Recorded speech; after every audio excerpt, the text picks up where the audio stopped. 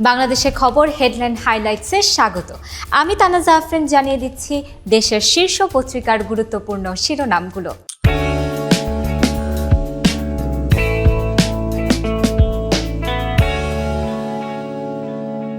শুরু করছি বাংলাদেশের খবরের শিরোনাম দিয়ে। পরীক্ষা ছাড়া পদোন্নতি নয়, আজ প্রধান উপদেষ্টার কাছে প্রতিবেদন হস্তান্তর। জেলা প্রশাসক ও ক্যাডার নামে পরিবর্তন, থাকছে না পুলিশ ভেরিফিকেশন। আলাদা হচ্ছে স্বাস্থ্য ও শিক্ষা ক্যাডার। মূল্যস্ফীতি কমানোই সরকারের বড় চ্যালেঞ্জ। বাংলাদেশের মতো অবস্থা হলে শ্রীলঙ্কাকে খুঁজে পাওয়া যেত না। কোথাও কোনো অর্থ নেই, সব ব্যাংক থেকে অর্থ চলে গেছে, অর্থ উপদেষ্টা। বাংলাদেশের খবরের শেষের পাতায় রয়েছে আলুতে হিমাগারের খড়গ। হিমাগারের ভাড়া বাড়লে এর প্রভাব পড়বে খুচরা পর্যায়ে আলুর দামেও। 1 কেজি আলু রাখতেই 8 টাকা নেয় হিমাগার। হিমাগারে আলু রাখতে না পেরে বাজারে কম দামে বিক্রি করতে হয়। হাসপাতালগুলোর মরণ দশা। কলকাতায় বাংলাদেশিদের অনুপস্থিতি। চিকিৎসার জন্য ভারতে যাওয়া বাংলাদেশের সংখ্যা কমতে কমতে এখন প্রায় শূন্যে নেমেছে। কালের কণ্ঠের প্রথম পাতায় আছে এজেন্সির লোভে টিকিট দুর্মূল্য। বিমান টিকিটের দাম বাড়াচ্ছে ইচ্ছা মতো জিম্মি প্রবাসী, হজগামী ও সাধারণ যাত্রী। সিন্ডিকেট নামছাড়া, 2 থেকে 3 মাস আগে অগ্রিম টিকিট ব্লক করে। টিকিট ব্লকিং সহ কৃত্রিম মজুদ শূন্যের কোঠায় নামিয়ে আনা হয়েছে। হাসিনার স্বৈর শাসন নেই, এটাই বড় প্রাপ্তি। আগস্ট অভ্যুত্থানের 6 মাস। অভ্যুত্থানের পক্ষের সব দল ও সংগঠন এখনও ফ্যাসিজমের বিরুদ্ধে ঐক্যবদ্ধ। অভ্যন্তরীণ কোন্দলে রাজনৈতিক সহিংসতা চলমান, দ্রুত নির্বাচনের তাগিদ আসছে নতুন দল। কালের কণ্ঠের শেষের পাতায় আছে উপসচিব পদোন্নতি কোটা নিয়ে ক্ষুব্ধ নবীন কর্মকর্তারা। জনপ্রশাসন সংস্কার কমিশন প্রতিবেদন জমা দেবে আজ। কমিশন প্রধান বললেন, সব সুপারিশই বাস্তবায়নযোগ্য। তরুণ কর্মকর্তাদের দাবি, সুপারিশমালা ডক্ট্রিন অব লেজিটিমেট এক্সপেকটেশন এর লঙ্ঘন। বাংলাদেশ ব্যাংকে 300 লকার ফ্রিজ, দুদককে খোলার অনুমতি। দুদকের সন্দেহ, এসব লকারে বিপুল পরিমাণ অপ্রদর্শিত অর্থ সম্পদ মজুদ রয়েছে। প্রথম আলোর আজকের শিরোনাম, গণহত্যার ঘটনায় তদন্ত চলছে হাসিনা সহ 108 জনের বিরুদ্ধে। আন্তর্জাতিক অপরাধ ট্রাইব্যুনালে মানবতা বিরোধী অপরাধের ঘটনায় এ পর্যন্ত মামলা হয়েছে 16টি। ছাত্র জনতার অভ্যুত্থানের স্বৈরতান্ত্রিক আওয়ামী লীগ সরকারের পতন ঘটে গত 5 আগস্ট। এদিন তৎকালীন প্রধানমন্ত্রী শেখ হাসিনা ভারতে পালিয়ে যান।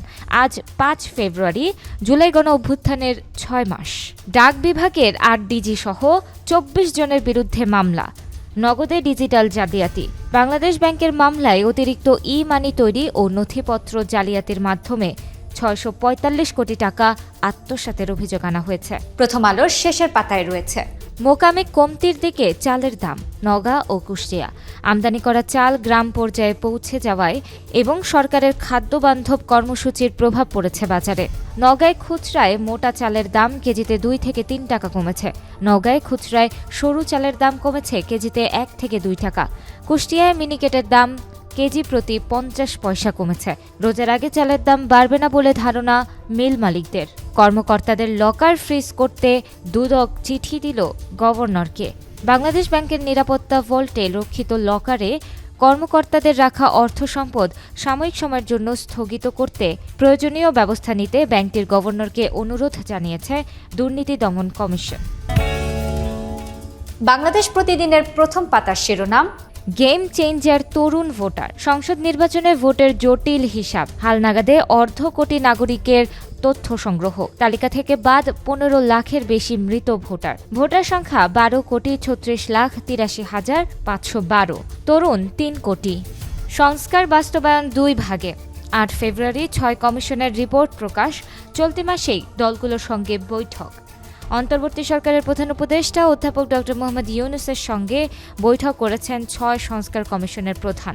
এছাড়া বাংলাদেশ প্রতিদিন শেষের পাতায় দিয়েছে টার্গেট $1 বিলিয়ন। বিদেশি বিনিয়োগকারীদের এনে দেখানো হবে পরিবেশ। ইলন মাস্ক বা জ্যাক মার মতো বৈশ্বিক উদ্যোক্তাদের আনার চেষ্টা। এপ্রিলে বাংলাদেশ বিনিয়োগ সম্মেলন। বিনা খরচে আইনি সেবা নিশ্চিতে অধিদপ্তর। বিচার বিভাগ সংস্কার কমিশন। 32 সুপারিশ এবং 400 পৃষ্ঠার প্রতিবেদন আজ। বিকল্প বিরোধ, নিষ্পত্তিতে জোর। সমকাল শিরোনাম করেছে উচ্চ মূল্যস্ফীতির সময়ে গরিবের সুরক্ষায় ভাটা। অর্থ সংকট, টিসিবির ট্রাক সেল বন্ধ, বাতিল হওয়া ৪৩ লাখ পরিবার কার্ডের শূন্যস্থান পূরণ হয়নি, বাড়তি টাকা চায় খাদ্য মন্ত্রণালয়। নির্বাচনী প্রস্তুতি জামায়াতের বৃহত্তর জোটের চেষ্টা, শুধু ধর্মভিত্তিক দল নয়, অন্যরাও বিবেচনায়। দলের বাইরে থেকেও প্রার্থীর চিন্তা, প্রার্থী ঠিক হচ্ছে স্থানীয়ভাবে।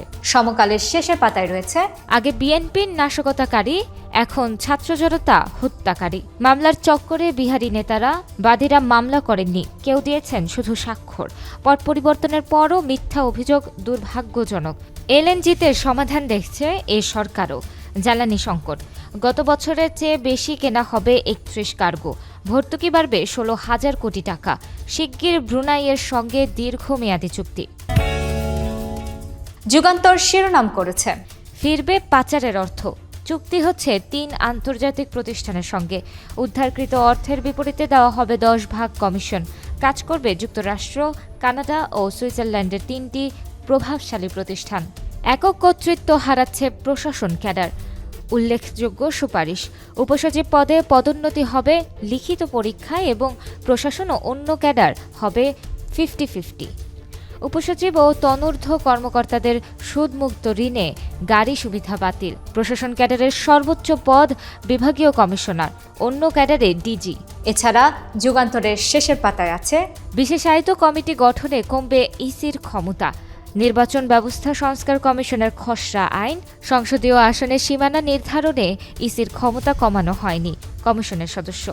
কমিটিতে ইসির নেতৃত্বে থাকবে ভূগোলবিদ, মানচিত্রকার, পরিসংখ্যানবিদ ও জনসংখ্যাবিদ। শত কোটি টাকা আত্মসাৎ অনুসন্ধানে দুদক। পূবালী ব্যাংকের দুষ্টু চক্র, ডেল্টা লাইফের ২,৯০০ কোটি টাকা আত্মসাতের অভিযোগ। ব্যাংকটির চেয়ারম্যান, এমডি সহ অনেকেই জড়িত। বাংলাদেশ নিউজ শিরোনাম করেছে public admin reform common to submit over 100 recommendations. UNO seeks Canada's help to recover stolen money. Bangladesh নিউজের শেষের পাতায় আছে 43% of road accidents in January involved motorcycles, says report.